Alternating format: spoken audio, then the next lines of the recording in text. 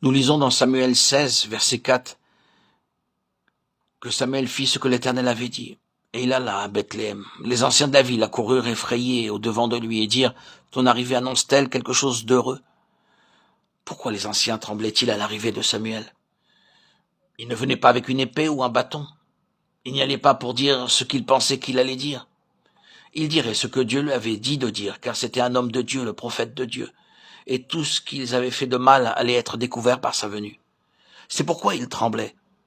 Si nous avons affaire à des hommes tels que Samuel, nous verrons ce genre de choses arriver aujourd'hui. Et les hommes trembleront. Mais si nous demeurons prudents et diplomates, pesant chaque mot avec circonspection et afin de ne choquer personne, il n'y aura pas de conviction de péché. Samuel était un homme de Dieu qui apportait la conviction de péché. Partout où il allait, il venait paisiblement et malgré cela, les hommes tremblaient. Regardons plus loin au verset 6 et 7 du même chapitre où nous est montré le principe divin du choix des chefs. L'Éternel ne considère pas ce que l'homme considère. L'homme regarde à ce qui frappe les yeux, mais l'Éternel regarde au cœur. Dans le travail du Seigneur, nous devons faire très attention à ne pas être influencés par la nationalité, pas plus que par aucune sorte d'apparence. Maintenant, il est possible que vous ayez nommé un chef de votre mission alors qu'il n'a jamais été appelé de Dieu. Et maintenant, vous en payez le prix. Vous pouvez avoir dit, c'est un homme très bon, un homme qualifié. Faisons-en notre chef, prédicateur ou co-ouvrier.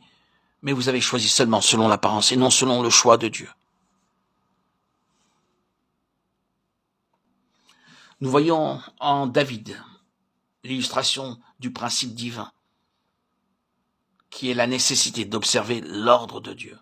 Dans 1 Samuel 16, 12 à 14, bien que l'Éternel se soit séparé de Saül, nous voyons que Dieu lui permit d'être encore roi pour un temps, afin que David puisse être convenablement préparé. Dans 1 Samuel 30, 1 à 4, nous est relaté de quelle façon tragique David fut battu par les Amalécites à Tsiklag. David et les hommes pleurèrent jusqu'à ce qu'ils n'eussent plus la force de pleurer. Pourquoi? Parce que leur épouse et leur enfant avaient été emmenés captifs et que leur maison et leurs biens avaient été brûlés. Quelle grande perte. Maintenant, c'est généralement le fait des femmes de pleurer. Elles pleurent sur le bord de la route, dans le bus, dans le train, partout. Mais un homme ne pleure pas. Si un homme pleurait sur le bord de la route, cela paraîtrait étrange. Ici, nous voyons que David et tous ces hommes pleuraient. Ceci montre qu'il y avait une très grande perte à recouvrer. Cette perte était la conséquence de la propre faute de David. Il avait omis de consulter Dieu avant de rejoindre l'armée des Philistins.